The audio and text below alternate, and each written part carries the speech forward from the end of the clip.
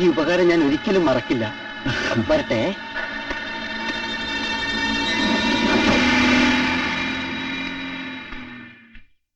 എടാ ഹരി, എനിക്ക് ആ കടോൾ ഗജനെ കണ്ടപ്പോ ഒരു പിടിയും കിട്ടിയില്ല. രാത്രി കക്കൂസിലിരുന്നപ്പോഴാ ഓർമ്മ വന്നത്. അന്ന് എയർപോർട്ടിൽ വെച്ച് ഈ കക്ഷി ഞാൻ കണ്ടിട്ടുണ്ടതാ. അയാളും അന്ധനുമായിട്ട് എന്താ ബന്ധം? രണ്ടുപേരും ബോംബെന്ന് ഒരു പ്ലെയിന് വന്നവരല്ലേ, അപ്പ പരിചയപ്പെട്ടതാവാം. അല്ലെ കണ്ണാടി വെച്ച് നടുറോഡിൽ നിൽക്കുന്നുണ്ട്, സഹാനുഭൂതി കൊണ്ടൊരു ബന്ധം തുടങ്ങിയതും ആവാം. അയ്യോ, ഞാനിപ്പോ ഒരാടാ ഹരി. ഓ തുടങ്ങി. ഇതൊക്കെ അമ്മാവന്റെ മനസ്സിന്റെ തോന്നല. അമ്മാവന്റെ വയറിനും തലയ്ക്കൊന്നും ഒരു കുഴപ്പമില്ല. എടാ, ഇത് ക്രോണിക് ബാച്ചിലേഴ്സിൽ വരുന്ന കൊളൈറ്റിസ് ആണടാ. എന്ത് കൊളൈറ്റിസ് എന്ന് പറഞ്ഞാൽ അമ്മാവൻ പേടിച്ചോ? ഞാൻ പേടിച്ചില്ല. നീ? ഞാൻ പേടിച്ചില്ല. നമുക്കൊന്ന് പോയി നോക്കിയാലോ? ഞാൻ അകത്തോട്ട് പോട്ടോ? വേണ്ട, വന്നേ. ധൈര്യമായിട്ട് മരണം അമ്മാവാ. എടാ ഹരി, 45 കൊല ചെയ്തിട്ടുള്ള ഒരുത്തൻ ജയിലിൽ നിന്നലെ പുറത്തെയാണ് പത്രത്തിലുണ്ട്. ഓരോന്ന് പറഞ്ഞ് വരട്ടല്ലേ, പറഞ്ഞേക്കാം. അമ്മാവ, ഒരു വടിയും എടുത്തേ. എന്തിനാടാ പുലിവാലിന് പോകുന്നത്? വടി ഇങ്ങെടുക്കാനാ പറഞ്ഞു. കക്കൂസി പോണവിടാ. ഇനി വെളുപ്പിന് പോയാ മതി. ഓ, ഇനി അതിന്റെ ആവശ്യമില്ല. പോയി.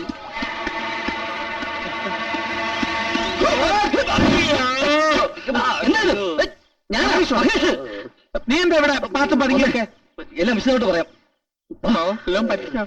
അയ്യോ, എന്താ ശബ്ദം കേട്ടത്? തേങ്ങ വീണതാ. അതെമ്മേ, അമ്മാവന്റെ വയറ്റിലൊരു തേങ്ങ വീണതാ. കുഴപ്പമൊന്നുമില്ല, പേടിക്കണ്ട. പിന്നെ ഇത് മഹേഷ്, എന്റെ കൂട്ടുകാരനാ. ഞാൻ പറഞ്ഞിട്ടില്ലേ അമ്മയെ കുടിക്കാൻ എന്തെങ്കിലും എടുത്തോളാം. മഹേഷിന് നല്ല ക്ഷീണമുണ്ട്. ഇരിക്കും. ഞാൻ ഇങ്ങോട്ട് തന്നെ വന്നതാ. വഴിക്ക് വെച്ച് അച്ഛനെ കണ്ടു. അച്ഛന്റെ മുമ്പിൽ രക്ഷപ്പെടാനാണ് ഞാൻ മകർത്തി ആടിയത്. നല്ല പാർട്ടി. നിങ്ങൾ അങ്ങനെ എന്നെ അടിക്കാൻ വന്നത്? ഇവൻ പറഞ്ഞ് കള്ളനാണ് കയറി പിടിക്കുന്നത്. ഞാനോ? അമ്മാവനല്ലേ പറഞ്ഞ് 45 കൊലപാതകം ചെയ്തു, ജയിലെടുത്ത് ചാടി. അതൊക്കെ പോട്ടെ. നിന്റെ അച്ഛനുമായിട്ട് എന്താ പ്രശ്നം? ഒന്നും പറയണ്ട ഹരി, മൊത്തം പ്രശ്ന. മനസ്സിന് അല്പം പോലും ഇഷ്ടപ്പെടാത്ത ഒരു പെണ്ണിനെ എന്റെ തലയിൽ കെട്ടിവെച്ച് ഇറങ്ങുന്ന അച്ഛനൊരു നിർബന്ധം.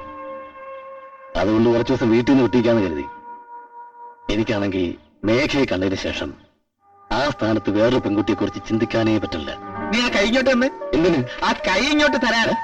എടാ, മേഘയുടെ കാര്യം സംസാരിക്കാൻ ഞാൻ നിന്റെ വീട്ടിൽ വന്നിരുന്നു. മേഘ വിവാഹത്തിന് സമ്മതിച്ചു. ഇനി നീ ഒന്ന് എസ് മൂളിയാൽ ആ വിവാഹം ഓക്കെ. കേട്ടോ?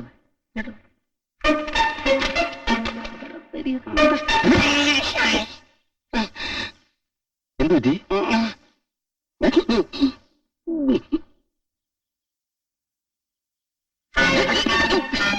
എന്താ കാണിക്കുന്നത്? കോഴി മോഷ്ടിക്കാൻ വരുന്നവരാണ് പെണ്ണ് കാണാൻ വരുന്നത്. ഈ പെണ്ണ് കണ്ടെന്ന് എനിക്ക് ശീലമില്ല. ഇതൊക്കെ ശീലം ആയിക്കോളും. അമ്മാവ് ആള് വളരെ ജോളിയാ, നീ പേടിക്കണ്ട. അവര് പറയാതെ ഇങ്ങനെ ഇരിക്കുന്ന. അവര് ഇരിക്കാൻ പറഞ്ഞിട്ട് കിടത്തുന്ന നല്ല പോളിഷ് തറ.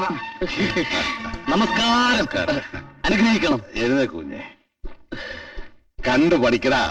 ഇന്നത്തെ ചെറുപ്പക്കാർക്ക് ഈ വിനയം ഉണ്ടായിരുന്നെങ്കിലേ ലാലാ ലജ്പത് റോയ്, രാജാറാം മോഹൻ റോയ്, താന്തിയ തോപ്പി, സർദാർ വല്ലഭായ് പട്ടേൽ, ഇവരൊക്കെ ഭാരതത്തിന്റെ സ്വാതന്ത്ര്യത്തിന് വേണ്ടി അഹോരാത്രം പണിയെടുത്ത കഥ അമ്മാവൻ പറഞ്ഞ അതേ രീതിയിൽ തന്നെ ഞാൻ മഹേഷിന് പറഞ്ഞ് മനസ്സിലാക്കി കൊടുത്തിട്ടുണ്ട്. വല്ലഭായ് പട്ടേൽ അതാര്? ഹലോ, നീ പറഞ്ഞു കൊടുത്തില്ല. നീ പറഞ്ഞില്ല. പറഞ്ഞിട്ടുണ്ട്, പട്ടേലാരും പറഞ്ഞിട്ടുണ്ട്. ഞാനത് മറന്നുപോയതാ. മോന്റെ ത്യാഗ മനോഭാവവും സ്നേഹിക്കാനുള്ള മനസ്സും എനിക്ക് ഇഷ്ടായി. എന്റെ മോനെ മുജ്ജന്മ സുഹൃത. അമ്മാവ ചായ ആയി കാണൂ. ഒരു ഒറ്റ വിചാരമുള്ളേ. അതൊന്നല്ല അമ്മാവ, ഈ പെണ്ണ് കാണല്ലേ ചായയും ബിസ്ക്കറ്റും. അത് ശരിയാ. ദാക്ഷാണിയെ, അമ്മായി വീണ്ടും നല്ലതല്ലേ?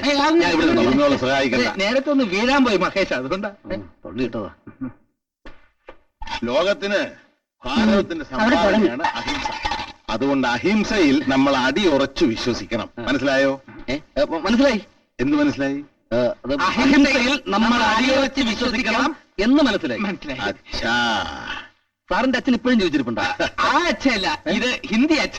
ഹിന്ദി അച്ഛ. അത് പറഞ്ഞപ്പോഴാ ഓർത്തെ. മഹേഷിന്റെ അച്ഛന്റെ അമ്മയുടെ പേര് പറഞ്ഞില്ലല്ലോ. അച്ഛന്റെ പേര് പത്മനാഭൻ തമ്പി. പുതിയയിടത്ത് പത്മനാഭൻ തമ്പി എന്ന് പറഞ്ഞാൽ എല്ലാരും അറിയും. താഴത്ത് കരയെന്ന് വിവാഹം കഴിച്ച പത്മനാഭൻ തമ്പി. അതെ. അപ്പൊ അച്ഛനെ സാറിന് അറിയാല്ലേ? അറിയാം.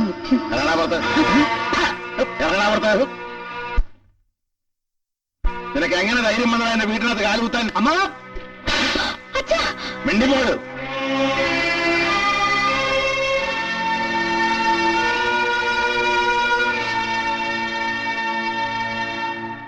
ഉണ്ണിത്താന്റെ പിടിവാശയെ കുറിച്ചൊന്നും ഞാൻ കുറ്റം പറയുന്നില്ല. അയാൾ എന്നെ കുറിച്ച് പറഞ്ഞ എല്ലാം സത്യമാണ്. 8 വർഷം മുമ്പ് ഉണ്ണിത്താന്റെ പക്കൽ നിന്ന് 2 ലക്ഷം രൂപ ഞാൻ വാങ്ങിയെന്നുള്ള സത്യം തന്നെയാ. എന്തിനാണെന്ന് അറിയോ നിങ്ങൾക്ക്? അരവിന്ദാക്ഷന് നൽകാൻ. ഇവരുടെ അമ്മയുടെ ആങ്ങള അവന്റെ വീടിന് ജപ്തി നോട്ടീസ് വന്നപ്പോ മറ്റാരും ഉണ്ടായിരുന്നില്ല സഹായിക്കാൻ. അവൻ തൂങ്ങിച്ചാകാൻ പോയപ്പോ ഉണ്ണിത്താന്റെ പക്കൽ നിന്ന് ഞാൻ രൂപ വാങ്ങി. അത് സത്യം തന്നെയാ. എന്നിട്ട് ആ കാശ് അച്ഛൻ തിരിച്ചു കൊടുത്തില്ലെന്നാണല്ലോ അദ്ദേഹം അതും പറഞ്ഞത്. സത്യമാ. 2 മാസത്തിനകം കാശ് തിരികെ കൊടുക്കാമെന്ന് ഏറ്റിരുന്ന അരവനാട്ടിന് ഹാർട്ട് അറ്റാക്ക് വന്ന് മരിച്ചുപോയി. അപ്പൊ കാശ് തിരിച്ചു കൊടുക്കേണ്ട ചുമതല അയാളെ മക്കൾക്ക. അവര് കൊടുത്തില്ല. പിന്നെ ഞാനെന്തോ ചെയ്യും? ഈ കാര്യം സാറിന് നേരിട്ട് അങ്ങോട്ട് പറയാറുന്നില്ലേ? പലതവണ പറഞ്ഞിട്ടും അയാളെ വിശ്വസിക്കണ്ടേ? ഞാൻ മനഃപൂർവ്വം പറ്റിച്ചെന്നാ ഉണ്ണിത്താൻ ധരിച്ചിരിക്കുന്നത്. അച്ഛൻ ഈ കല്യാണക്കാരി ഇഷ്ടമാണെങ്കിൽ അതങ്ങ് നടത്തിക്കൂടെ? ഉണ്ണിത്താന്റെ തെറ്റിദ്ധാരണയൊക്കെ മാറി അയാൾ ഇങ്ങോട്ട് വരികയാണെങ്കിൽ നമുക്ക് അങ്ങോട്ട് ആലോചിക്കാം. അതല്ല, അയാൾ ആ പിടിവാശി തന്നെ നിൽക്കുകയാണെങ്കിൽ പിന്നെ എനിക്കൊന്നും പറയാനുമില്ല.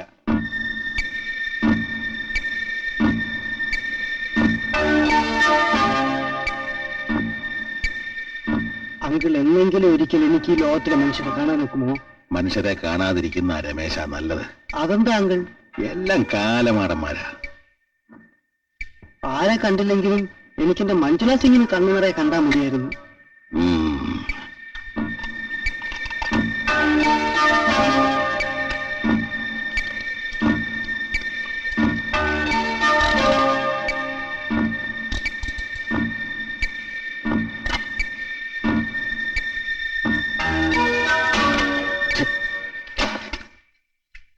ഈ ആശുപത്രിയിൽ സ്വൈര്യമായിട്ടൊന്ന് ജോലി ചെയ്യാൻ സമ്മതിക്കല്ലേ? ചേട്ടനൊന്ന് പുറത്തേക്ക് ഇറങ്ങി വരാമോ?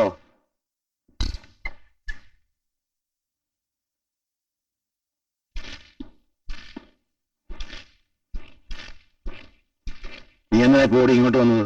ചേട്ടനോട് ചില അത്യാവശ്യ കാര്യങ്ങൾ പറയണം. കാര്യങ്ങൾ പറഞ്ഞോ, പക്ഷെ മുഖത്ത് നോക്കി പറയണം. എന്ത് ഭാവിച്ചോണ്ടാ ഈ വാശി?